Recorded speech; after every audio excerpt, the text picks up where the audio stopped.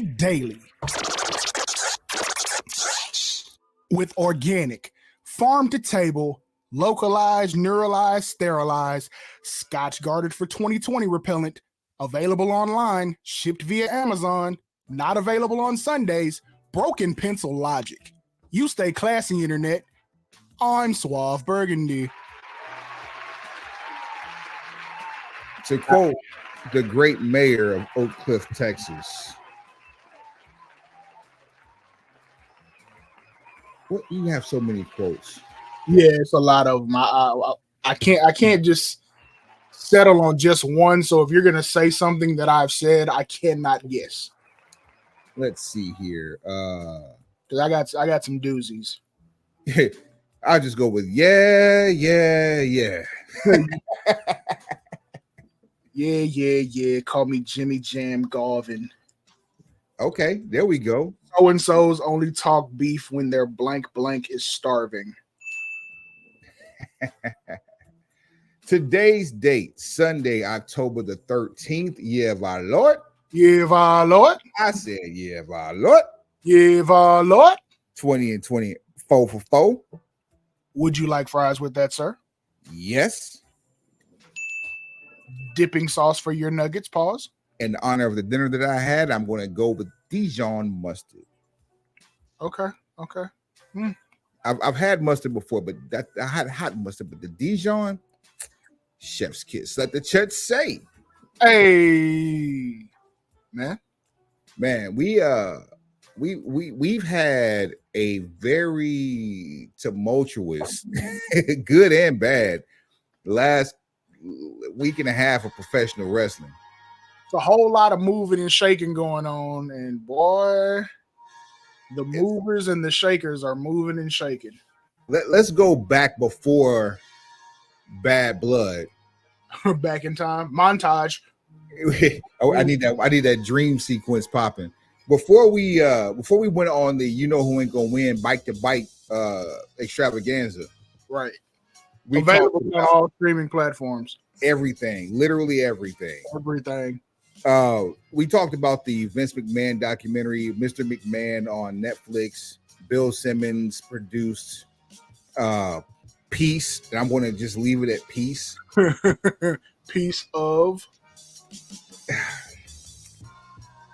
brilliance, piece of garbage, piece of mind. It's literally all these things.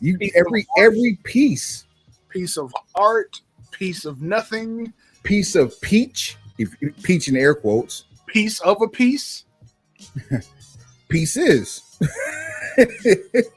from Reese's. It's literally every story. Sans a couple that we didn't know before now, but every story that has been in every documentary directly related to Vince McMahon over the last 30 years. But it was done in such a way that where it looked like a hit piece for the casual fan to be familiarized and while villainizing Vincent Kennedy McMahon. It came off like a hit piece, but all you did was work the jab. You didn't go for the knockout. You had no power punches. It was just what it was. It was like it was 6 episodes of if you know, you know.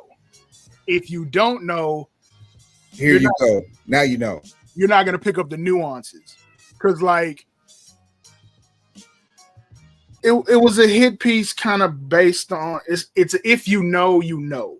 There's small nuances. There's things said in the documentary that kind of trigger and lead the viewer into thinking certain things about Vince McMahon. That's if you already know his history. If it's a complete novice, like a first timer, watching this and just like, oh, I know the name Vince McMahon, but I'm like a casual fan of wrestling type thing. It's interesting enough to hold you because you're hearing a bunch of stories you've never heard before. But let's keep it 1,000. 1,000. You don't do a 6-episode documentary on Vince McMahon for the casual fan. You could have covered that in an hour and been done. You do 6 episodes, a deep dive expose on Vince McMahon for people who are wrestling fanatics and who know what to look for. And because his name has been in the news for so much, for so long, and so much recently, you're looking for more. If you're doing a hit piece, you're looking for more evidence to push you in the direction of believing everything that you hear in the news. It reminds me of a countdown show, right? You know how when you do like, let's do the top 5 XYZ of all time, and the things that are top of mind are going to be higher on the list or lower depending on your perspective.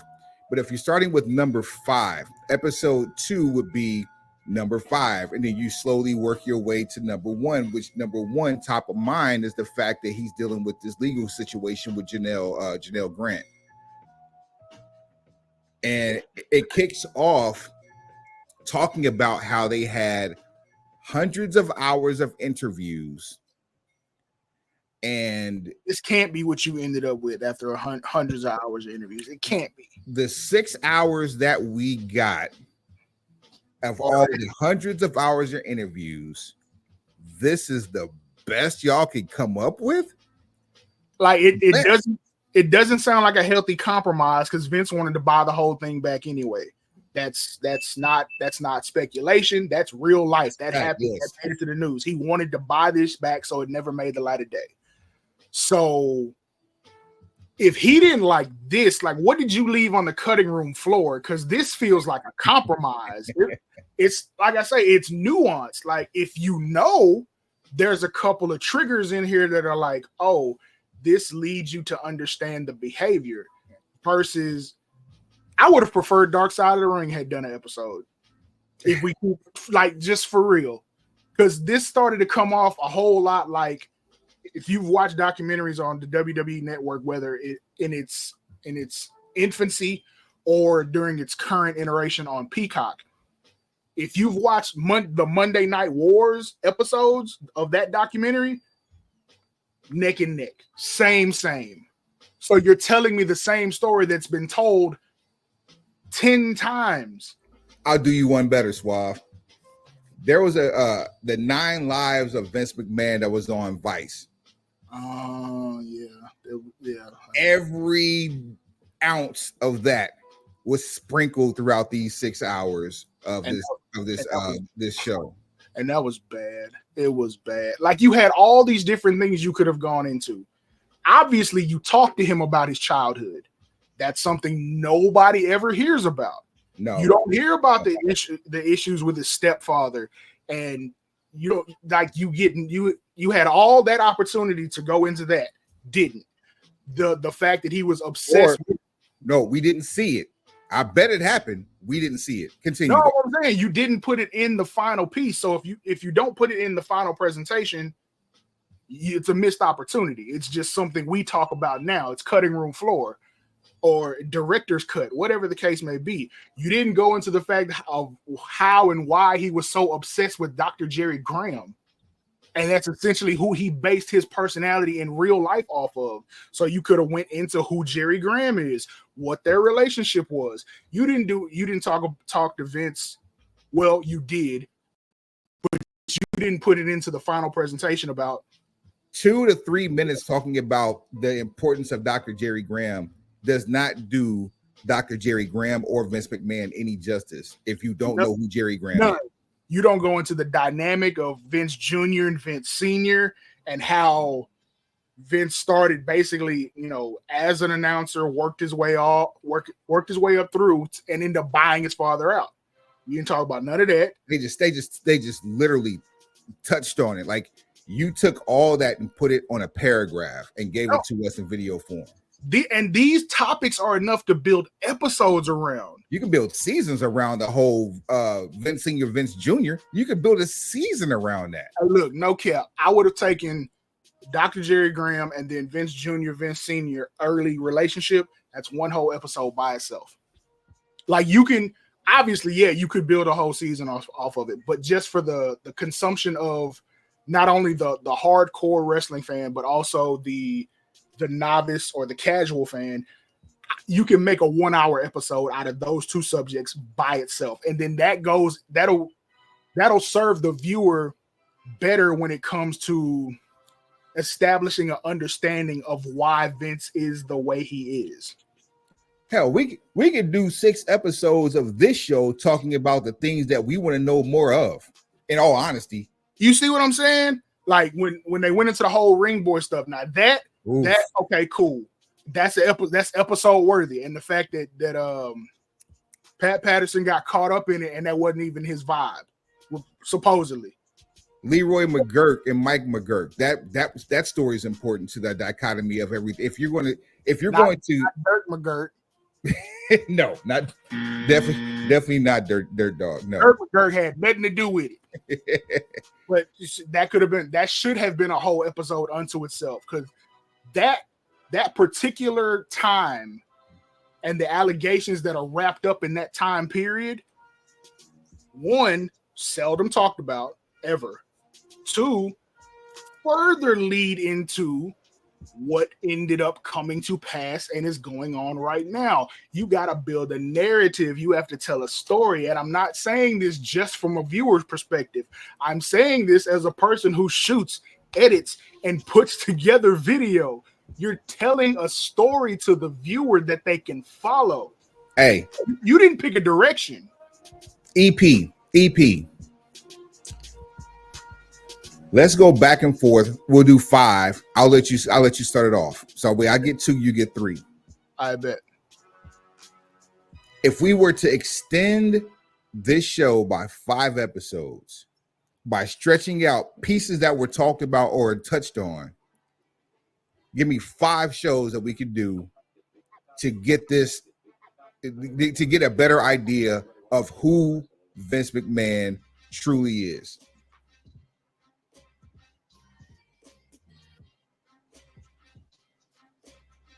Buying out his father. Elaborate.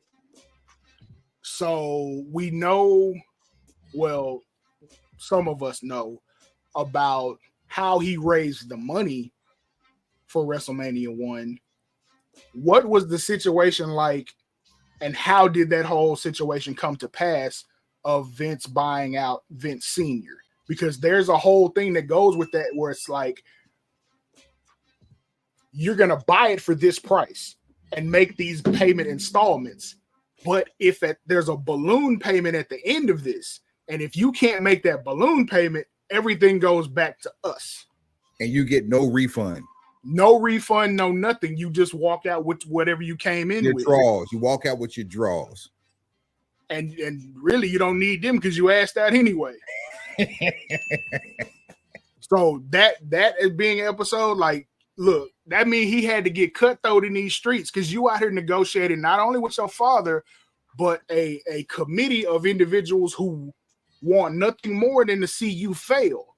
Take your money and then watch you fail and keep the product they tried to sell you. Here is episode 2, and we're not going in any order, but if we're going to go in order, this one, Suave, off the top of your head, don't overthink it. On a scale of 1 to 10, in today's climate, how important is independent wrestling to you? To me personally, or to the overall? To you personally, scale of 1 to 10. 4.5. Perfect. That's the answer I expect to hear from you. Something below a 6. That number would be higher if you understood this next episode. Okay. The process of gobbling up every territory in North America. Great episode. There were so many. It's some people you bought out and some people decided to fight. And some of the people that you bought out decided to come work for you after they thought it was a bad idea. Mm-hmm. He Marlo'd the indie territory. There are even people who said they would never work with Vince or never do business with Vince. who actually ended up working for Vince, some of these promoters, after the dissolving of the territories. Right. But you had major world champions in other organizations that actually came to work for WWE, WWF at the time. Within that time frame, as like the Jim Crockett Promotions was sold to Ted Turner. Ric Flair had held Jim Crockett hostage for bread in the midst of all this gobbling up of territories, and end up taking the NWA World Heavyweight Championship with him in the infamous Beltgate scandal, which led to Ric Flair winning at the Royal Rumble in '92. And that's just one of many stories that came from that. J.J. Dillon, Bill Watts at one point was even worked for Vince McMahon. Have all had a turn. Jerry Jarrett, all of the people that he essentially bought or put out of business either worked with him or worked for him in some capacity. So yes, that will be an incredibly interesting episode. Next up, what you got? Let's see. A Vince McMahon documentary episode if we were doing a top 5. I'm going to say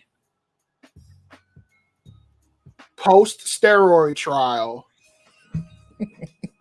pre-Attitude Era. Here's why. Vince almost went to jail and put in a contingency plan in case he went to jail. He avoided that, had to get the whole roster looking clean, and it almost bankrupted him. So having Bruce Pritchard and some of those other people tell those stories about that particular time, and so ideally this is kind of like this is late 92, mid to late 92, all the way through 96-ish. Some of the things you had during that time frame was a post NWA Steiner Brothers. You had Steiner's in 93. You had Ultimate Warrior in a bodysuit. Right, because he had cut down so much muscle mass that he needed a singlet airbrushed with muscles on it. You had Smoky Mountain funneling talent to the E in the name of the NWA. Shout out to Gigolo Jimmy Del Rey.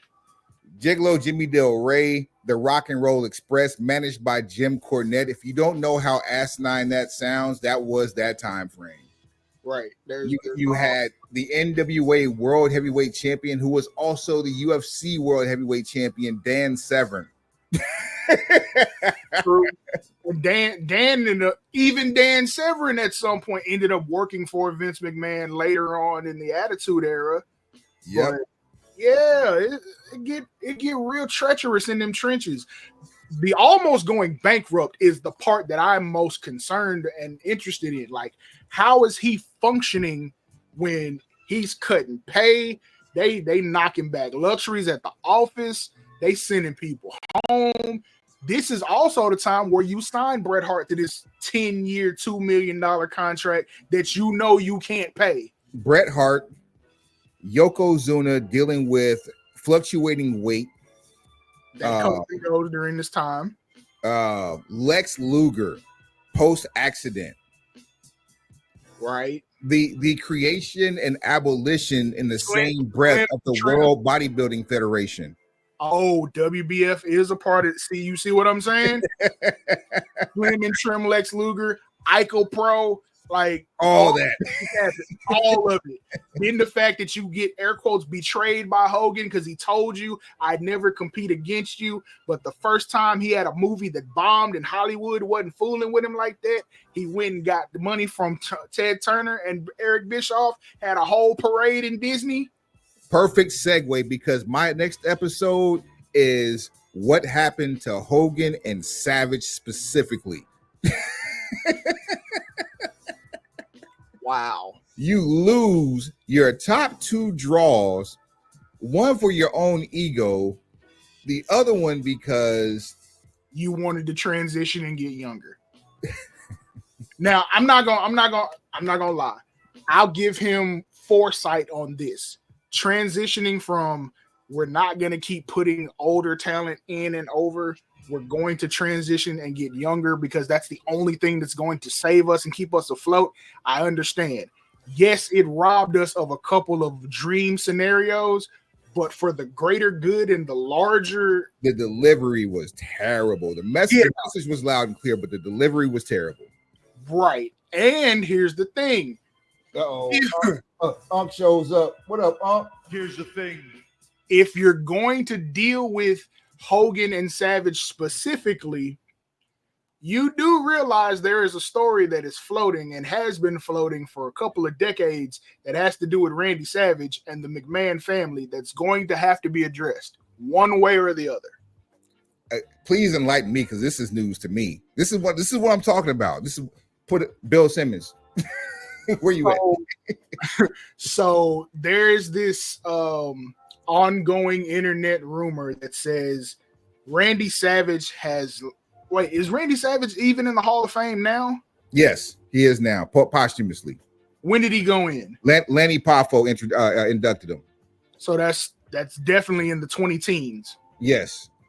Well, long-standing rumor had it that Randy Savage had an adult relationship with then not quite adult daughter of Vince McMahon. Back up. So Hogan inducted Savage, but Lanny Poffo accepted the award. 2015 was the year. Continue. Okay. So just to recap, there's this long-standing rumor that Randy Savage dropped the elbow on Stephanie. Ooh, no. Right. And it's been said that is the reason that there's been such long-standing tension to where Randy Savage, for everything Randy Savage meant to the WWF in all of its important parts, that's why they were estranged for so long, to the point that Randy Savage did not go into the Hall of Fame until 2015. And it was only with, you're gonna have to address that at some point. It had to do with I believe a video game and an action figure, and of course a realignment with Slim Jim that Savage even came back into the fold. And when he came back, it was completely gray with a full beard. So this is post hair transplant and all that. So he signed his Legends deal, and that was, you know, kind of the caveat that it ended up ushering him into the Hall of Fame, I'm assuming. But this is the weird part. As many people who have ever gotten into it with Vince McMahon, had a bad issue with him, or split and had an ugly breakup, Randy Savage is the only one who never popped up on TV again. Yep. All we got was clips of the media that he did, but nothing back on actual Raw, SmackDown. That man never stepped on WWE soil a day in his life. Again, yep. That's an outlier. The Ultimate Warrior decided to hold this man up for like $200K at a SummerSlam. Came back again and started no-showing dates and arenas, got fired twice. For the same stuff. He still made it back on TV and into the Hall of Fame before his demise. And would have had more run if he didn't die the same night he came back. So all I'm saying is, yeah, you're right. Good choice. Just know it's some things you're going to have to address. And that's what we're here for. We're here for good TV. What's your next episode, Suave? Next episode in your last one. Next episode in a Vince McMahon documentary.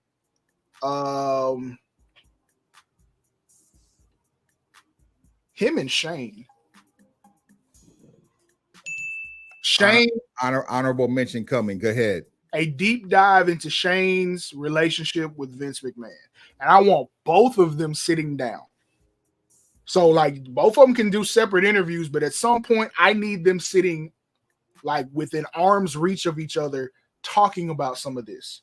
Now, not for nothing, for those not in the know, Shane's gap was about, what, 5 years? For the time that he left WWE to the time he came back. Which time? Not this most recent one. No, I'm talking about like the one in the mid 2000 teens. So it might be about 5 years because it's right in that pocket of what became WWECW, and then he came back right for 2016. So that's probably right, somewhere in the 5-year range. Because WWECW ended with the beginning of NXT, because that's what NXT, the reality show, game show, replaced ECW. That was 2010 when that happened. So yeah, so it's about 5 years. We'll call it 5 or 6 years. Good call. In that time frame, Shane left professional wrestling completely, altogether, and became a media magnate of sorts, revolutionizing the way that television was distributed through the largest populated country in the world, which China. Would be, there you go, come on with it. And numerous entities. I know Sony was one of the entities that he was dealing with, but essentially he had a content distribution company, and it became a precursor / pioneer for what we now affectionately know as over-the-top programming, app-based programming, yes. Streaming. The way that the WWE network failed in the 2000s and how it came to prominence in the 2010s as an app. Shane either had a hand in the distribution of content prior to getting these cable networks on board towards a 24/7 scheduled programming atmosphere, into the agreement that was with Major League Baseball, who created the original version of the WWE app, because whoever the app developers were for the MLB app was the ones that actually launched or helped launch the original WWE, or the MLB app launched the original WWE app. Even though Shane wasn't there for the launch of the WWE app, his influence was all over it, fingerprints all there. He did the legwork that filled in the gap. Yeah, he literally crawled so the E could run. So part of his frustration, obviously wanting to be more involved, but one of his flagship ideas being turned down that kind of led to his exit was he wanted to make the new ECW internet exclusive. So you do some of you who watched TNA and saw it in its early days saw the weekly model of essentially a weekly pay-per-view. $2.99 pay-per-views for a 3-hour show. Right. Which, innovative, revolutionary concept.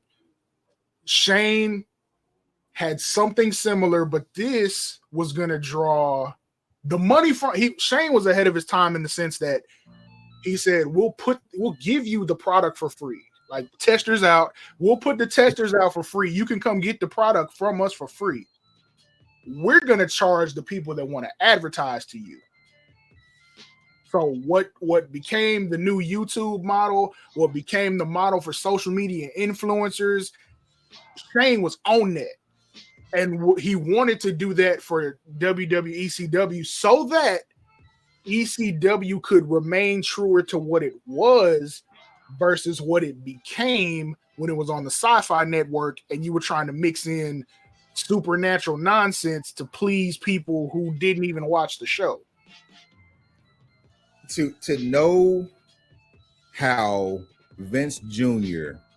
usurped Vince Sr. in business savvy, and to see Shane do the exact same thing that his father did, as the evolution, the exponential evolution of business acumen between generations is a college course in the making. And the only thing tarnishing that is the legacy of Vince Jr. based on the things that have been put out there in the public eye. So that's our top 5 of what would lead into, what is the obvious. You're going to do a deep dive into as much of his current state of affairs as you possibly can. But a lot of that is TBD and a lot of that is G14 classified, because we're not in trial mode. This isn't discovery. The 2 honorable mentions I had would be Stephanie and of course Linda. True. Linda being a company officer, the highest ranking official the company had for years prior to her hopping into politics. And I'm sure that a lot of that was due in part to the behaviors behind the scenes of Mr. McMahon or Vince McMahon as a husband. You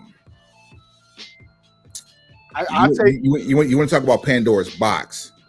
I tell you what the other Pandora's box is and what my honorable mention is. And honestly, I'm glad I just thought of it now, because had I thought of it 5 minutes ago, the episode about Shane wouldn't have come out. But Shane need that shine. Like, people really got to understand. He deserves it, man. I mean, we haven't heard any bad things about him at all. I've heard things. I don't necessarily know if they're bad. Depends on who you are. But Shane's story needs to be told, because it's equally important to every other part of what a Vince McMahon documentary would be about. But my honorable mention, and quite honestly, must-have episode, Nick Khan. Boy, Nick Khan's entrance, rise to power, and relationship with Vince McMahon. Go back further. He deserves an entire biography only for one relationship. Don't give away what we can sell. That's a whole different documentary. When we decide to do one about The Rock, then we can cook that up. Right now, we cooking McMahon. McMahon's what's for dinner. Pause. So, in that sense, the relationship with Nick Khan, solely because of how much ground Nick Khan covered in such a small amount of time.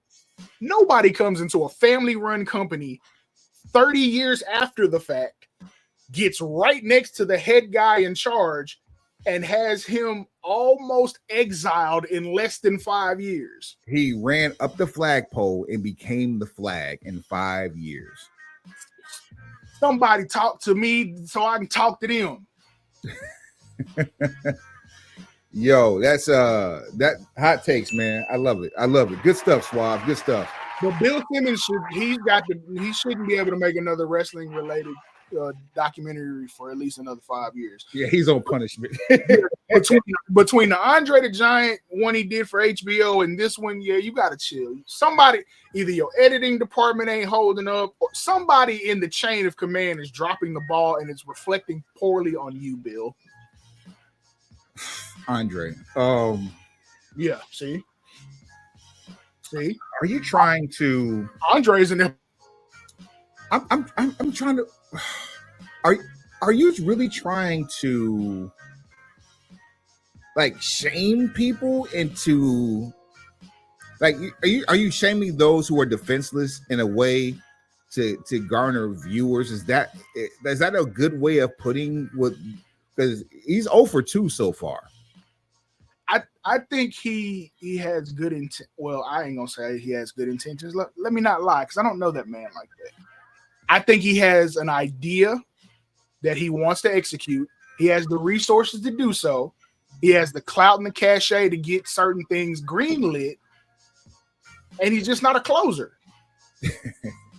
Just a bit outside. You know what I'm saying? Like it happens like that. A lot of times, the people with the most pull, the most money, the most cachet, the most good faith to get something done have zero vision. And luckily, they connect with somebody along the way that has enough vision to make it palatable, let alone get into a situation with someone who has real vision and the aptitude to execute, and then you get a masterpiece. But that's why the haves are the haves and the have-nots they have nothing. The have-nots have had enough. This is kind of where we are, bro. Like the people with the best ideas don't have money, and the people with the money don't have any ideas. Let's get off this big man documentary, because again, we about to give him 6 episodes of this talking about the McMahon documentary. So, but don't go into watching that documentary expecting your life to change one way or the other. Yeah, if anything, you may find yourself losing 6 hours of your life, but you might have a flight or something. If you travel a lot, it's a good watch. If you've gone to the bottom of Netflix, this is a good watch for you. A good way to pass some time by till your next hot take comes through. That's kind of Bad Blood. Yeah, we move on to Bad Blood. We get the end of, or what should be the end of, one of our most favorite rivalries over the last few years. Definitely the rivalry of the year for 2024, I think so. Yeah, I mean, first of all, this is your daily acknowledgement. Bloodline is hard to follow because, like, we've been dealing with this we're now heading into our 5th year of dealing with the Bloodline as a saga. Meanwhile, CM Punk has interjected himself into feuds with Seth Rollins, Kung Fu Panda, and Drew McIntyre, and they are supposed to be the spokespeople for all things anti-CM Punk backstage. We got a 2 out of 3 match, or 2 out of 3 series. Wasn't that on paper, but that's what it turned out to be, with the ultimate blow-off match being Hell in a Cell, and they got to kick off Bad Blood with that bad boy. Suave, what you think of the match? I liked it. I'm a fan of CM Punk's pro wrestling acumen. It seems as though he likes a lot of the same wrestling that you and I watched in our younger days. We're raised on Southern culture wrestling, which is very, let's just be honest, it's hate based. and we're not saying this in like any type of social injustice hate, but like just the idea of a heel is to make everyone hate you, and then the baby face comes in to save the day. The good guys were really, really good. The bad guys were better at telling the truth that you didn't want to hear. Exactly. And what made you hate the heel was that okay, actually he's right. He's right, but he's talking about somebody you don't want him to talk about. Pez Watley comes to mind. Everybody just be cool. Everybody just remain calm. But yes, this is very much akin to that level of storytelling. Ron Garvin comes to mind. These people actually made you care about a MJ Designs bracelet. Or if anybody, Hobby Lobby kit bracelet. Hobby Lobby kit, diamond art. If you have children that are doing stuff like this now, or shout out to all my folk in the trap. Jenny, you take a trip through Jenny's and you can get all the beads that were on this bracelet. I miss me some Jenny's, boy. Me going over to I-20 in Duncanville Road, boy. Listen. Look, and there's one in Arlington along 20. Like, wait a minute. How is it that we got 2 Jennies within like 10 miles of each other on 20, but we ain't got no Buc-ee's nowhere in the city? and won't. This is a massive misappropriation of funds while we're on the subject. Oh, man. And won't. But yes, they made you care about a bracelet and use that as the focal point of a blood feud. Literally a blood feud that spanned continents. Not cities, not states, not continents. Honestly, Drew versus Punk and the newest chapter of the Bloodline, this 2.0 saga, has shown you that everything doesn't have to be for a championship to be interesting and compelling. Because right now, yes, Roman has eyes for the championship. That's just what top guys do. But the basis of his his entire turmoil with Bloodline 2.0 is the Ulafala.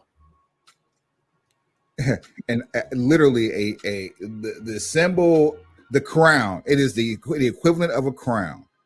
So why can't we do this with other things and other championships for other people to make more compelling television across the board? You need someone who's going to put the effort in. Everything doesn't have to be for the world championship. Every person who gets hot doesn't have to get a title match. What they need is better creative. And salute to anybody involved in that whole CM Punk Drew McIntyre feud. Quality work. Shout out to Chris Parks. And now the Abyss was the producer for the damn Hell in a Cell match. Who better? We know he know how to cook up some mayhem. We saw him get 4 teeth knocked out from a stray Rob Van Dam foot in a normal match. Look, what is rule number 1 when you get in the ring with Rob Van Dam? Brace yourself. make sure you know how high he is. That's rule 3. Rule number 1, get your hands up, kid. Corey Graves told us that one time. Get your hands up, kid. That's number 1. So the other thing that was like, nothing was missed about this show as from a wrestling standpoint. The most egregious miss out of the show was who you didn't see, considering where this show happened at. Okay, talk to me. We had our hosts, the Cocoa Butter Combat Club. My God, they are a joy to watch. Jade Cargill, Bianca Belair, featuring a cameo from Naomi. She's honorary at this point. I mean, she's Cocoa Butter Combat Club, and I think they're getting ready for the formation, the actual induction. They gonna end up operating as a crew. But I very much look at this whole thing when Jade is ready to go off, it's gonna end on some the big 3. It's just big me. Big me. Yep. I feel like they're going to play off Drake, Kendrick, and J. Cole at some point. But I think we're going to get Jade eliminating Bianca at the Royal Rumble. Whenever they feel like Jade is ready to wrestle singles matches and kind of carry the water, that's when this will happen. Until then, she's at the learning tree. No pun intended. She plateaued from the time she left AEW up until Bad Blood. She had plateaued.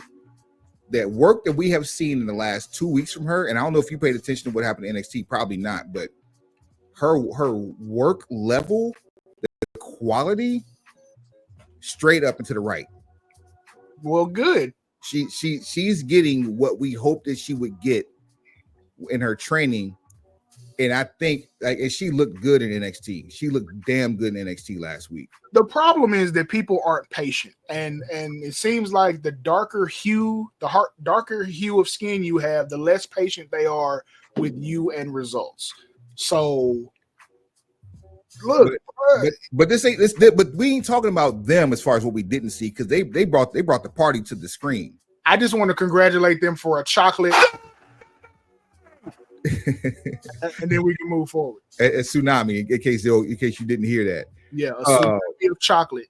Shout out to the Cocoa Butter Combat Club. We love you. We thank you. One of the first people that we saw from a dignitary standpoint outside of Metro Boomin, inside the arena, Mike Bigger, Killer Mike himself, right behind the announce table. Kill from the Ville. If you don't know how influential professional wrestling was to not just Killer Mike, but anybody in Atlanta, shame on you. After Troy carried around belts before carrying around belts was cool. He had the big gold. There's one video he got the United States Championship, like full size replica belts back in like early 2000s.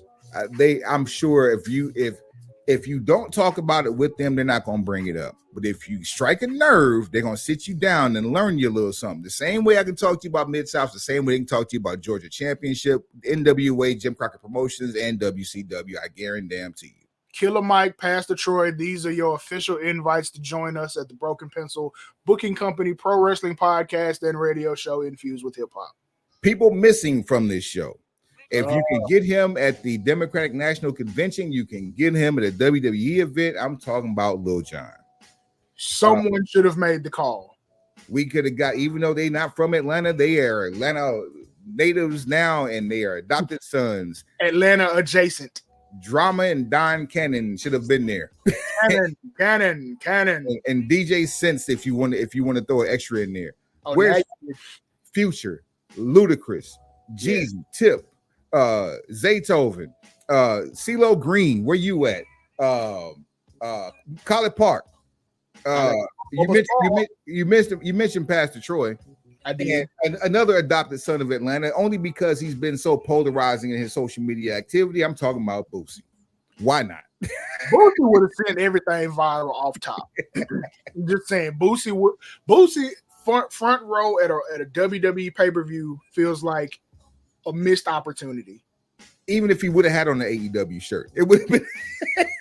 Look, it don't matter what he wear. Matter of fact, give him merchandise when he gets to the arena. Doesn't matter what he wears in. Give him a t-shirt, give him a hat, give him a belt.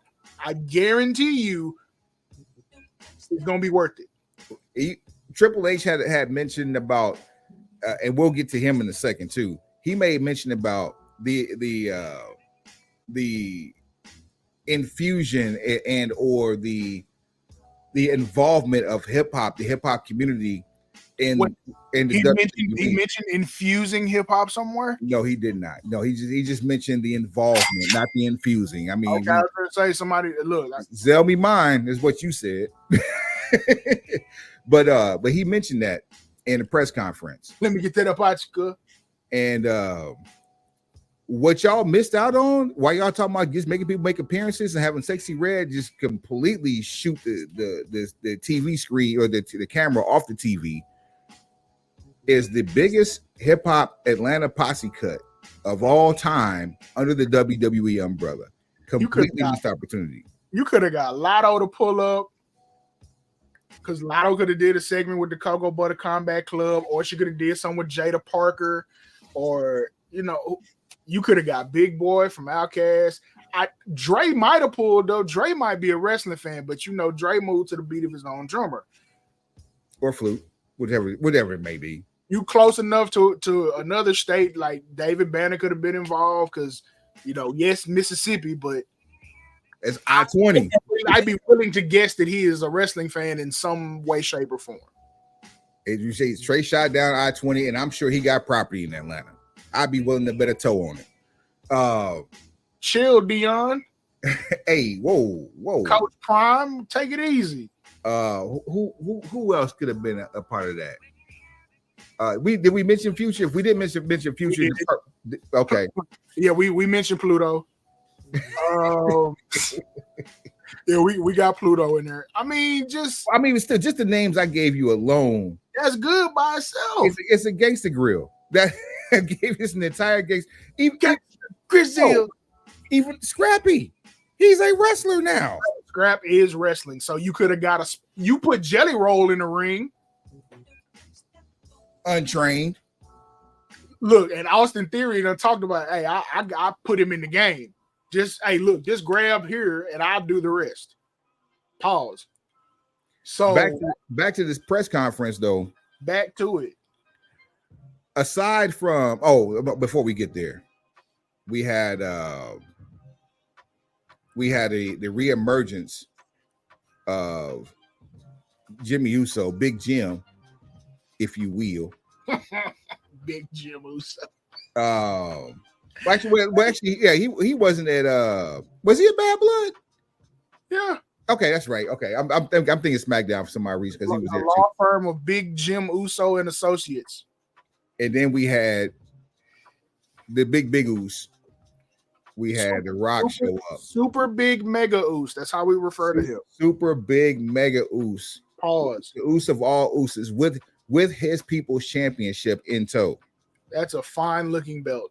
That might be the best belt in the E right now. And then we also, speaking of belts in the E, the Crown Jewel Championship. That belt is really nice. If it's really coming advertised with the jewels that's in it, that's a fine piece of work there as well. Sorry, man. Do you realize how petty you have to be to create another belt and have it shoot all of them shots at AEW's big platinum pretty? Like, that's petty. That's the look. I don't know. 50 carats of diamonds, and the one thing I saw in it more than anything was emeralds. But continue. Big old green emeralds, big old marble size, the size of full Brussels sprouts. Stones with two H's in it. Stones. Huge Brussels sprout size green emeralds, and then 50 carats of diamonds. You had broccoli caps in that thing. You had crowns of broccoli in that damn belt. And it's huge, Paul. It's like the centerpiece is the same size of a MacBook Pro. The winner of that belt gets a wheelbarrow to carry it in. Man, you can't get through security with that. Security is carrying that for you. That is not yours. It belongs to whoever you hired to protect that from. The belt won't fit in the basket they used to put it through the X-ray. Like, there's no way you're getting through security with this. I don't care if you got TSA pre-check. I don't care if you got clear. I don't care what you have. You're not getting through here with that. Meanwhile, Jack Perry threw away all the footage of him making his belt for the TNT Championship. It's gone. You ain't gonna be able to arts and crafts that one. Yeah, buddy. That's a wrap. Triple H post. And back up again. Cody Rhodes gets attacked by Kevin Owens at his tour bus. We just can't find nothing for that man to do until his story arc picks up. We are literally picking off everybody that he has befriended over the last year. In efforts to get rid of him by the end of this year. I see what they're doing. So when we had these discussions and kind of make these jokes on the show about they ain't really doing nothing with him, they ain't giving him no type of story. He has a story. It is just slow boiling, and they're not giving him enough fodder in between to make it entertaining, to where the story can continue to slow boil. It's already fire, but he's taking gasoline to this fire. You got to pick the pace up at this point. Contracts are expiring. We're getting closer to what's about to be WrestleMania season. We are hot 2.5 months from trying to pick Royal Rumble winners. We're gonna start doing that in January and December, actually. You see what I'm saying? But meanwhile, Triple H is talking about. He was asked about people of color and the lack thereof, or lack of representation thereof. During the entire pandemic, we spent the majority of 2020 and into 2021 on this very show talking about the Rainbow Coalition of Champions that the WWE was parading around. It was so cool to see. The problem was we had to watch it on the screen only because we couldn't go to an arena. As the world opens back up, they start moving these belts around again. I agree that, of course, during the pandemic, we enjoyed it because we knew what we were seeing, and we had a great appreciation for it. Yep. What the biggest cheat to the audience is, and it happened to Drew McIntyre as well, so it's not just a black thing. You didn't really get to feel or experience the impact of those individuals being in the positions that they were in because you didn't have any income to gauge it off of. You don't realize how big of a star Drew McIntyre is in that space, or how he carried the company, because you don't get the same revenue. You're just filling TV obligations. You're putting several hours of content on TV and on the internet every week, and you're fulfilling those obligations, and the TV deals are what's giving you the money. So you're like, we don't care who's out there. And not for nothing, the alternative was dead air. because ESPN was showing NBA players playing 2K ad nauseum. You see what I'm saying? NFL So players playing Madden ad nauseum. We They had cornhole tournaments ad nauseum. wrestling was the only game in town that was still live. Whether anybody was there to see it or not. And shouts out to Tony Khan for getting this one right. They figured out a method to get people in the seats. And they were, even if they were all employees, you had enough employees to get a reaction. You did it at Daly's place. And got some good content out of it with some dope debuts as well. Bravo to the entire industry that was able to keep everything afloat during that time. Yes. However, it was a detriment as much as it was a proving ground. So we saw, okay, Bobby Lashley can carry the water. MVP can carry the water. Shelton and Cedric can look like money. We can give these people a different presentation and it works. It looks like money on TV. You just couldn't prove it because there was no money in the arena to be made. It all came from TV deals. So once you locked your TV deals in, why? Because you were able to put content on the board more frequently than any other sports or combat situation. You won, but you didn't have the numbers on paper that said, this is working. Let's stick with it. Let's do it again. Everyone likes to discuss now about Cody's reign, where Cody is like top in merchandise sales for Fanatics. So that's a tent pole situation for this title run. On television, it's lackluster. Let's call it what it is. The story arc is going to be good, but the day-to-day is mid. When you're doing all the things that kept Hogan relevant in the 80s. Kissing babies, signing autographs. That's it. And you got a cool looking ass dog that's been around you and wrestling fans for the last 10 years. And you fit the description. Anybody who understands marketing and the current state of affairs in America, he fits the description. And you're giving him a card. You're giving him a card.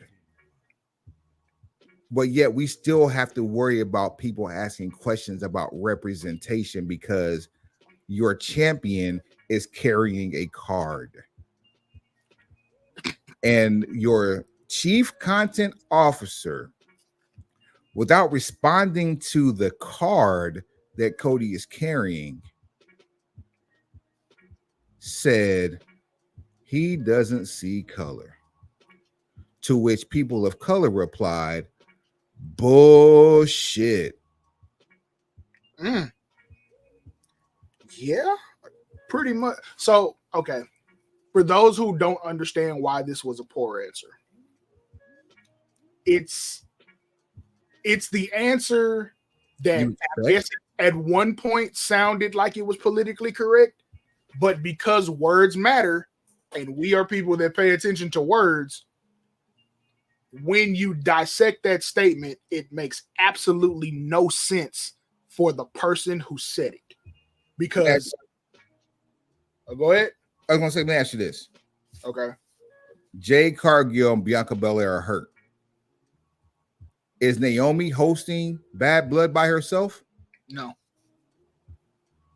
What happens if you have Austin Theory, who's from Atlanta, host Bad Blood? Or Braun Breaker, who's from Atlanta, host Bad Blood? What are you doing in the press box? Probably got him surrounded by rappers. No, I don't think you have a press box full of rappers at all. No, if it's me, if it's me producing the content, and you got either, I wouldn't have Braun Breaker hosting a whole pay-per-view at this point. That's number one. But with Austin Theory, cool. Austin Theory, put him in VIP with a bunch of rappers from Atlanta. You can either get comedy content or you can actually try to make Austin Theory cool. And give him a card too?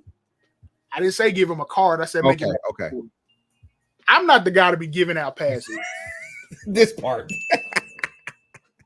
I put you on a waiting list. Like I say, we are not giving out no cookout passes. No, like you don't get those anymore. There is a waiting list, and you have to be properly vetted. Stop giving those away like free tickets. It don't exist. If you've ever had raisins in a potato salad, get out of the line. Look, I'm not even gonna get that specific. I am. No, because you don't even need to know what's on the menu at the cookout. You have to work your way up to a to-go plate. To hell with you attending the cookout. There's a waiting list to get a to-go plate. And please don't bring anything. I don't care if it's drinks or ice. Don't bring that. Bring your resources. That's what you bring. The nominal fees is what you bring. That's what you bring. Oh, don't bring it. Zell me mine before you get there. But continue on the deafness of this loud ass statement. So the statement is tone deaf for this reason. Only an idiot, and I'm not putting this on Paul Levesque, or this is just a general statement. Only an idiot would understand the how without understanding the why. You know how to make a star, but you don't know why that person's a star. You will fail every time. Every damn time. The Divas Revolution, you had to see gender. Otherwise, it wouldn't have existed. They're just like everyone else. They're just wrestlers. It had to exist. Gender had to exist for the Divas Revolution to be a thing, right? Yeah. Let's see. What's another one? Acknowledging the first black anything. You have to know why that's important. Kofi Mania.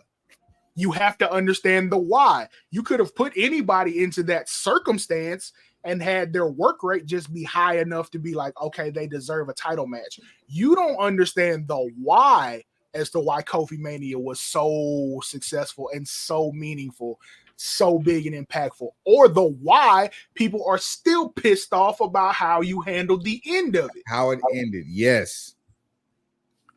Understanding the how without understanding the why is a death sentence to creativity and prosperity. Shaming or downplaying the reaction that's still vividly planted right here that MVP had when he saw Kofi win. You have to be an idiot to not understand that. I don't care if you consider this a scripted non-sport where the titles are props. Don't tell me you don't see sexual orientation when you've got Chuck and Billy that happened. Oh boy. You've got HLA that happened. You've got Mickey James and Trish Stratus that happened. Then they did it again with Victoria and Trish Stratus. Don't tell me you don't see these things that make all of us different, because those are the things that make us special. You mean the same differences that got people like Orlando Jordan blackballed? Something like that. Or Canyon. Who better than Canyon? Like and you and he wasn't. That's the thing. He wasn't even the first. He was just the first to feel it. Here, if you're not going to take into account the things that make us different and or special, how do you differentiate between what works in what situation? Because essentially that's what you're going to end up doing. You're going to end up trying to put a person into a urban themed story. Let one of your writers come up with a story that actually relates to a certain demographic, and then you put the wrong person in the lead role for that story. I was going to say we're going around this whole statement because it said color, and we dove into it. But color can be replaced with any other word. I'm trying to keep certain people's head from exploding. It's not that I care, but in order to get a real train of thought started, to open dialogue, I'm using different examples just to show you it's not just a color thing, because that's, some people will lean on that and use it as an excuse not to be open to the conversation. Doesn't have to be just color. It could be color, race, creed, sexual orientation. It could be people who are lactose intolerant. If you really want to get specific about it, it's about people wanting to be represented in a proper light. People who want to see themselves in the product so that they can invest what? Time, energy, and finances. And not be minimized by labels and confuse that for lack of talent. Because that happens far too often. Especially in professional wrestling. Watch this. You don't see ethnicity, but Funaki was SmackDown number one announcer. And even God, oh man, strike me down. Even when we saw him accompany Julia for a contract signing and act as her translator, what did I text you? Wait, run that one again. So Funaki accompanied Julia out for a contract signing on the last episode of NXT that was on USA. You know I don't watch this stuff. Go ahead. Right, but I text you related to Funaki, and I didn't even say his name. I texted you SmackDown number one announcer. Yeah, it got over and it made sense, and it, for the time, it was funny. I wouldn't even find it offensive now because I'm from a different time. Right. However, but it's not what he is. He's more than just that. And it shouldn't be identified by the fact that he played a stereotypical accent in a time where it was somewhat acceptable still. Nothing you're saying is wrong. None of it whatsoever. It's just, you have to see all of these different things, or else would it be funny, or would it have worked if you had switched Funaki for Jamie Noble and Jamie Noble was saying number one SmackDown number one announcer? It would have been funny in the 90s. It would have been deleted today. Only if you had Jamie Noble trying to do a Japanese accent. If you just put Jamie Noble in the role, it's not as funny and it doesn't make any sense. That's just like, okay, Shinsuke had a brief situation where he would pretend not to know how to speak English. Sorry, don't speak English. That was the whole 80s movies right there. It's not as funny if you swap out Shinsuke Nakamura for what's my guy's name? He was with Baron Corbin. Happy bro. You see what I'm saying? Yeah, I know you're talking about what's the name's boyfriend? The football player. I don't know. It's not Maddox. It's not Trevor either. It's something. But you know who I'm talking about. You're gonna make me find it. I'm gonna Google it right now. It was Happy Corbin and Madcap Moss. Madcap, yeah, thank you. I knew it had an M. Madcap Moss. Riddick Moss. So if you had put Riddick Moss in the place of Shinsuke Nakamura and have him do that same gimmick, it makes no sense. And you know why? Because he doesn't fit. It only fits if you can see ethnicity. Period. That's all we're saying. So don't lie to us and insult our intelligence and say, I don't see color. Just say you don't understand how to make them work. Mm-hmm. Or you don't know how to tell the stories that would relate. I would accept that. That means there's a need that needs to be filled. And it proves everything we've said the entire time this show has been going on. You don't have certain people in the room that can translate these stories effectively. And because you don't have that, you're going to be lacking for the foreseeable future. There's no reason that Montez Ford, being what he is and looking the way he looks on television, is not getting to this money. The Street Profits have almost never been in the proper light since coming to the main roster. The closest they had was when they had Bobby Lashley, and even he was minimized in his role.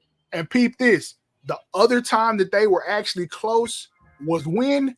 During the pandemic, when they were doing Saturday Night Live skits and Heyman was booking Raw. You don't know how to tell the stories that are relatable to that demographic. Just say that. Don't say, oh. And he was responsible. This is the same person who was responsible for their success in NXT. How?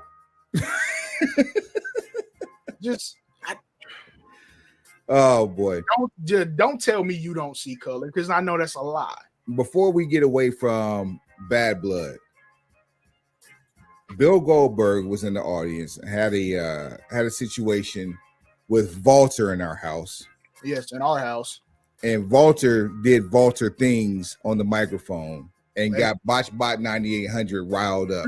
As he should. The truth hurts, and it was so hilarious. Sidebar, I can't believe we're looking at the growth of Gage Goldberg from the time he actually did whatever he did like 6-7 years ago, and now he's actually attending the University of Colorado. The last time we saw Gage Goldberg at a WWE event, he was in a hurt lock for Bobby Lashley. Oh, how things have changed. I digress. F them kids. Broken Pencil Booking Company Hall of Famer Teddy Long was on the Theo. He was on a podcast with Bill Apter last week. Theo. And that's his new name. Theo. Theo. And it was asked about what he actually gave his thoughts about what he thought Goldberg needed to do before he came back. And he stated that a few weeks in NXT could have possibly prevented what we saw the last time when we saw him in the ring, which was against The Undertaker, where he almost killed The Undertaker and knocked himself out in the match. He had matches since then, though. Full matches? Yeah. Was it Ziggler was the last one? Was Ziggler oversold that spear? Ziggler was close. I know Ziggler was after that, but he had more Roman. Damn, he sure did. Like, he's been back since. Like, we just like to make light of that because that's like, it was serious. It was a serious situation. Because you almost unalived the Hall of Famer on live on pay-per-view. In 2 minutes and 47 seconds. or however long it was. No, that was longer than 2 minutes and 47 seconds. Like, we would have been better off if the match was 2 minutes and 47 seconds. The Undertaker was unconscious for 2 minutes and 47 seconds. No, Goldberg was. He started the match in a daze. And he's under his own admission. He headbutted the locker on the way out and then ran into the turnbuckle and knocked himself unconscious. He rung his own bell like he had just beaten the C word. Oh boy. See, I'm sensitive to audience. So see, I see people. So do you think first of all, do we need to even see? Actually, no, because we already know Crown Jewel is going to be Cody versus Walter for the Crown Jewel Championship. This. I'm just saying, this is Goldberg. We talking about. Careful what you ask me. We're definitely. Are we going to get another match in that show that includes Goldberg against Walter after the fact?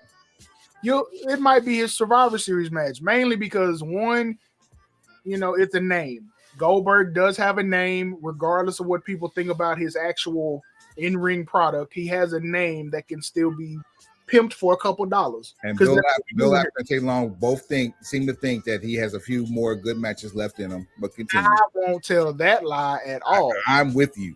I will say he has a couple more times to make some money with his name. That's it. I'm not going to say he's got good matches left in him, because tell me when the last one was. I'll leave that where it is. Walter needs the resume point. That's why I say this will happen, and probably that's the only thing I can come up with to say it's why it should happen, because Walter needs and deserves the resume point of having beat Goldberg. Other than that, absolutely not. I have no desire to see this. This is not something that I fantasy booked. This is not something that I would play on 2K. This is not something that I would come up with as like, man, I wonder what would happen if I saw this person versus this person. It's not your Sting versus Undertaker. It's not your HBK versus AJ Styles. It's not a fantasy booked match that we care about. It's just not. It's not Rock versus Roman. It's not Cody versus Randy. Like it has no meaning whatsoever. It stands more of a chance of causing more hurt to anyone than it does moving the needle higher on somebody else. You got a better chance of a career-ending injury than you do of a 5-star performance. Absolutely. And that should be the determining factor for anything related to involvement. Because even if you just hit a spear wrong, if that head hits the wrong part of that mat, you're looking at another, God forbid it happens, another Bret Hart situation. That's what we can't afford for someone who's semi-retired. So yeah, if we're gonna watch, like us two, you're gonna see us watch for any reason, it's for the car wreck. It's why you watch NASCAR. You don't watch NASCAR for the left turns.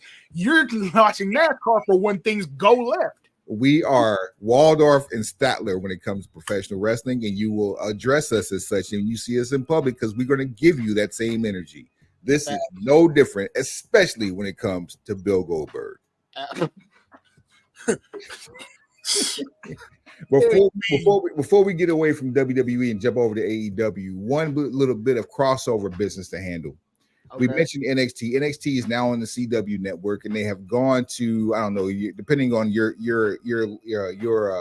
eyesight, platinum or silver. But the black and gold, the Skittle, all that's gone. It's black and silver, black and platinum, however you want to call it. New belts, fire. No gold on them whatsoever, but they look phenomenal. New champions. I still ain't watching. That's your loss. I'm actually on board because this is a way better reboot than when they did the Skittle, even if they did have Braun Breaker as the face of the product at the time. I digress. Funny enough, I don't feel like I done lost nothing. Get on the scale. Figure it out. NXT in your pocket? No, I'm fresh out. Damn.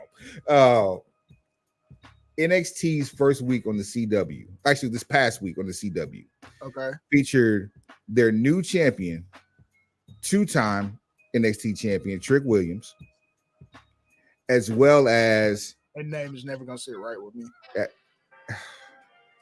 And it's part of his first real name. Look, tricking in my demographic means something totally different. I understand whoop that trick. That's part of my demographic too, but. Yeah, Trick Williams. And if you got it, it's still tricking for the record. Every time. Kicks off the show with Jey Uso in a segment with I don't know who was up in the crowd. Regardless, it's a whoop that trick yeet fest in St. Louis. All right, cool. Sexy Red does a performance in the middle of the ring. Towards the end of the show, that gets interrupted, thankfully, by Ethan Page. And before I get into the reason I even bring this up, I'm going to read you this tweet that Ethan Page sent out because he's a villain. He is a menace to society and should be protected at all costs, especially for this. He says, "Bow, bow, bow, bow, growl, bow, bow, bow. Yeah. It's sexy. Riveting stuff. Real shame it was interrupted. Sir.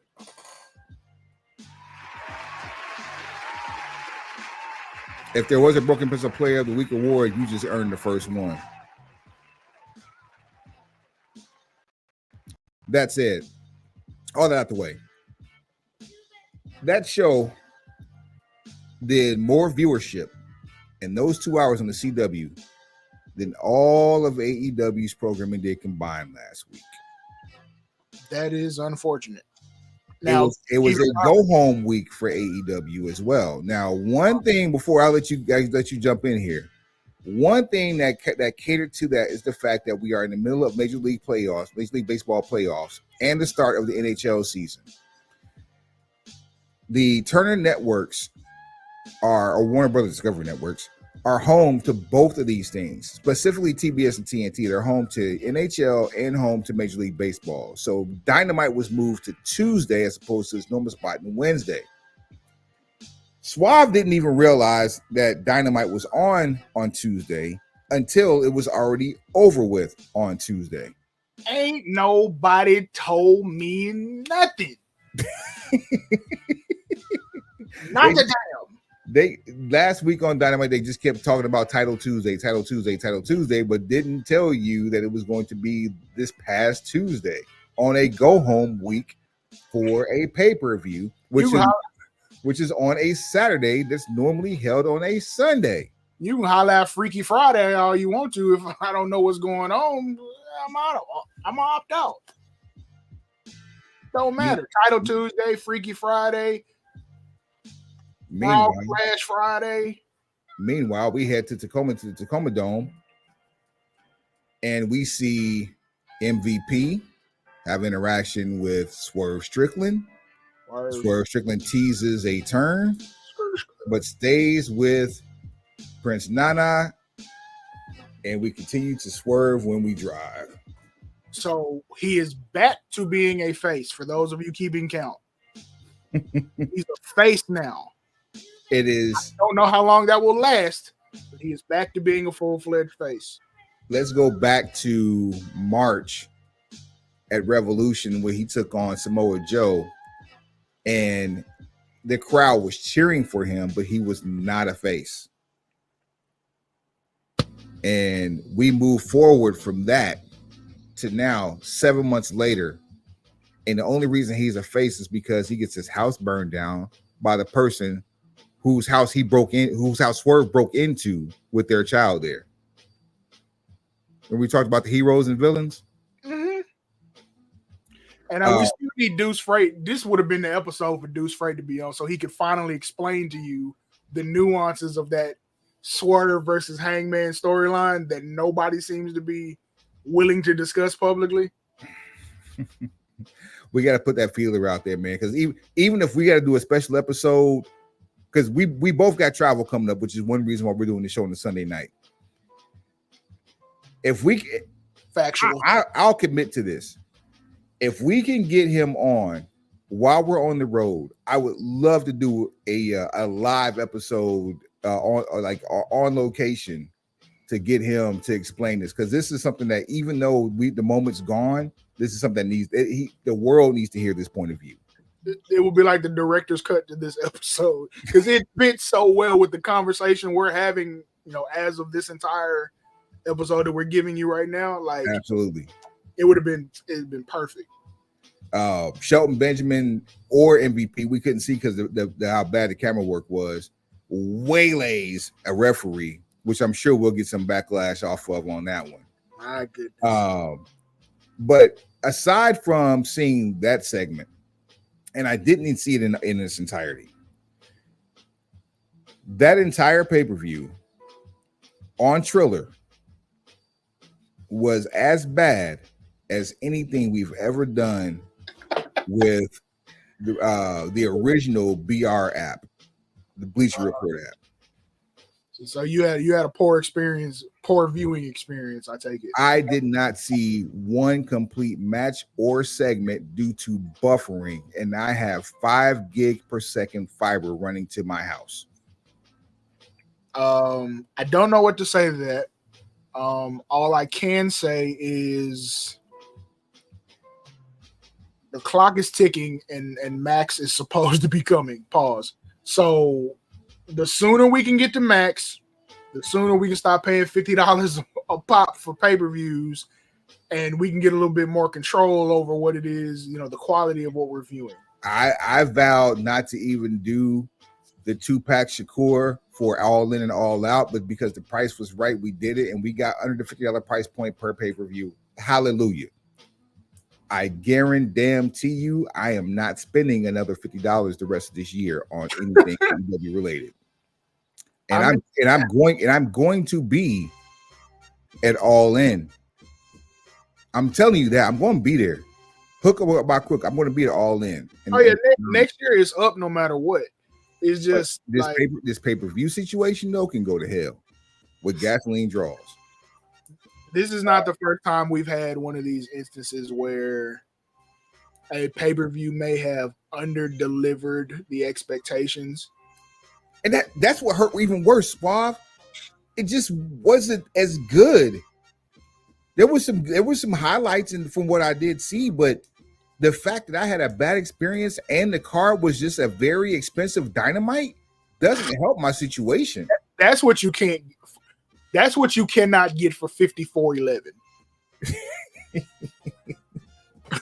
That's the one thing for 54.11 you cannot get. You cannot get an expensive Dynamite. I'll never not hear Reebok when I hear the total of 54.11, but continue. Jeez. Oh, my eyes. Well, look. To know is to know. Oh, God. To know is to know. But here's the thing. Again, it's you cannot. Here's the thing. You cannot give us really good TV level pay-per-views at 54.11 a pop. You know how the WWE can get away with that? Because it's a monthly subscription. It's like $6. Oh, I did myself a solid. Yeah, you did a re-up, so it's like $3 a month for you. No, I paid 20 for the entire year. You see what I'm saying? So break that down, divided by 12. Oh, it's like $1.80. You see what I'm saying? Like, nobody will argue with the like. If you watch a bad show, yes, 3 hours you can't get back. You'll have something to say about it, but it won't be because you feel like you were financially ganked at the door. If you spend 54.11 on a subpar show or a show that you just don't feel entertained by, that is a smell that you cannot get out of your clothes. Well, hold your breath. Hold your breath, fam. I got one for you. Okay. Subpar show, 54.11. Bad connectivity on the server side, not on my side. Add that to the fact that we saw Bryan Danielson's last full-time match end in a chokeout that was capped off by Wheeler Yuta bagging Bryan Danielson yet again. So that's 2 consecutive pay-per-views that Bryan Danielson has been bagged and tagged. And they went off the air, putting him out on a back brace, a neck brace, and a gurney. So, first of all, let me say that I was wrong about saying anything short of Shane McMahon showing up. Bryan Danielson was still going to be, the champ. However, we shit the bed on you know who ain't going to win. This was probably as bad as the show was. No, because we're still trying to figure out TK's logic, and it tends to change based on we don't know. We have a guess about what makes it change, but so yeah, all of that. So right after we did that show, Tony, what up? TK, hey, look, Kanos. No, not that Tony. Our Tony. Oh. Continue. Everybody remain calm. Easy. So take it easy. So, oh my God, that's hilarious. Oh, I'm out of line. I'm sorry. Totally out of line. Totally out of line. Yeah, I just completely lost my train of thought because of that nonsense. The thought process. We're trying to understand it. Yeah, I don't get it. Oh, that's what it was. Right after we did that, you know who ain't gonna win. I ended up reading an article about Bryan Danielson and his latest bout with the trials and tribulations of neck instability and nerve damage. Apparently, during his last match with Okada, he started to lose feeling in his legs where he couldn't control his kicks. Oh no. So you're having like, full body numbing, or you're pinching certain nerves, which I'm 100% familiar with, and those are all symptoms of neuropathy and different effects of Could just be having spinal compression. It could right. be sciatica. It could be a number of different things. All of the above. It could be all of them just playing a concert inside your body. And these bouts and these symptoms, they're getting more frequent, more violent. So I understand now why you decided to pull the trigger when you did. And that's a euphemism. It's not actually unalive, pull a trigger, but I understand the why. But going back to what we were saying, yes, you have to get the title off him. Yeah, we know the how, but you don't understand the why. Well, now I understand the why. So the how is what it is. Thing I don't necessarily agree with is you go back to the plastic bag after there was such an uproar about the plastic bag that you had to make a statement as a company to kayfabe distance yourself from the plastic bag. And to not show footage thereof. Continue. Only to go back to pay-per-view for the next event and use the plastic bag yet again. Not to mention, the media scrum is one of Tony Khan's more shining moments of any AEW event. Shout out to the fur hat. You need to bring that back. I want him with a fuzzy Kango. Shouts out to the 6 cups of water or coffee or whatever he has, but he be cup stacking. The last one for All Out, he cut short because he had to travel to Tampa or Miami rather for the Jacksonville Jaguars opening game, which they got their asses handed to them. I got jobs, famo. And he was completely absent from last night's scrum on TV due to accompanying Bryan Danielson to the hospital to check on the situation with his neck. I had somewhere to be. But we also know that the Jacksonville Jaguars played at 9:00 Eastern time this morning in the UK. Mm-hmm. For those you keeping score at home, got cooked. For those you keeping score at home, London is probably about, I want to say, 4 hours right now ahead of us here in the East Coast, which puts it 7 hours ahead of Seattle. And if you're leaving Seattle at 9:00 p.m. and you're traveling and you're losing 7 hours in the air and your flight's almost 6 hours, we'll just call it 12 and round up. You're going to get there at 9:00 in the morning. You got there right before kickoff. If you got there before kickoff, and I'm being on an all-night flight to make it there by kickoff, and I do mean all-night flight in every way you could possibly imagine.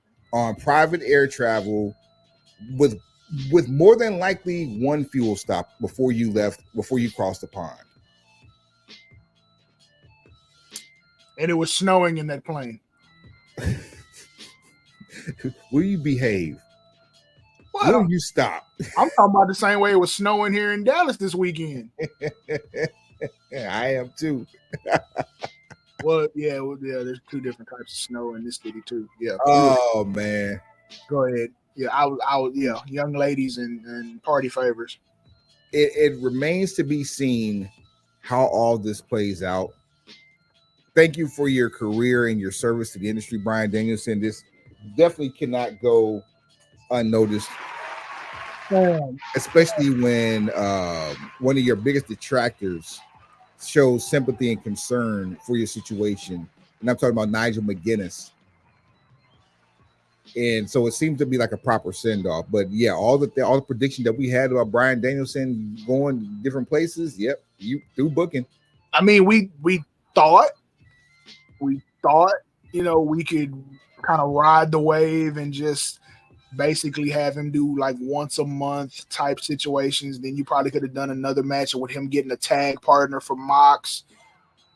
It's just, hey, you can't burn the candle at both ends and expect to make it out unscathed. Meanwhile, you lose Danielson. Yuta flips the script and seemingly joins back with the BCC. He done G'd up. while you are showing the world that Darby Allin has 0 friends. We'll see you Wednesday at Dynamite to see what's up with MVP and Shelton Benjamin, as they had interaction with Leo Rush last night as well, which was very interesting. Leo Rush re-signed with AEW for the second time. I would say congrats, but it remains to be seen what happens over the next 2 years, or where his mindset is in the next 6 months. Everybody just chill. We got steady paychecks. Everybody getting money. Let's leave it at that. And we continuing with the Bloodline saga on Raw and SmackDown. Hey, why Darby ain't got no friends though? When they figure this out, they can hit us up. Show at brokenpencilbc.com, brokenpencilbc@gmail.com. That's at brokenpencilbc on all things social, at brokenpencilbc on what? Everything. And on that note, we'll be on the road. For my people in North Carolina, Greensboro next Saturday, the 19th, at A&T Stadium parking lot. There's a parking lot turn up featuring DJ Special K, Lords of the Underground, CL Smooth. Sunday in Raleigh. Don't ask me. Oh, matter of fact, shouts out to Do It All. I'm about to go to the text real quick and find it real quick, because that's where I will be if you want to find me. Okay. Kicking it with my brethren. Let's see here. Truist Stadium in Greensboro. That's on the 19th. DJ Special K, the Just Once Go-Go Band, DJ Skills and Kwaji Heath. Lil C's as well will be there. Junior Mafia, baby. And then Sunday, let's see here. Oh, I'm tripping. This is what happens when you got people saved as your government name. You type in their stage names. You've got this Sunday, October the 20th, at London Bridge Pub in Raleigh. If you cool with me, fool with me. You can't go wrong with Lords of the Underground. Lord Jazz, Mr. Funky, Do It All will be there. And it's going to be a time to be had by all. Doors open at 5:30. DJ Skies Digger and DJ BU will both be there, bringing us the Golden Era classics. On that note, Suave, take us to the house. HBCUs all through Tejas, Charleston College, Houston Tillotson. Now, Paul Quinn we've been to, but Houston Tillotson, Jarvis, I think we'll be back through there. Shout out to Texas College. Wiley, we've been through Texas College already. Okay, right on. Okay. We got a couple things brewing, so be on the lookout. Texas Southern Prairie View, be on the lookout. You know what I'm saying? Hey, we will be a UT, so that's not a HBCU, but we gonna slide through university. Hey, holla at Jay. Wait for it. BL. He worked right in downtown Austin. Make sure you holler at my son. Indeed. That's GangGreen right there. I will send out the proper text messages and let everybody know where we gonna be, what time we gonna be there, what to bring, and how to dress. Pencil pushers, like, rate, share, subscribe, tell a friend, tell that friend to tell a friend, and then tell that friend again. Heads up, pencils down. Yes, sir. Whole lot of fucking gang shit.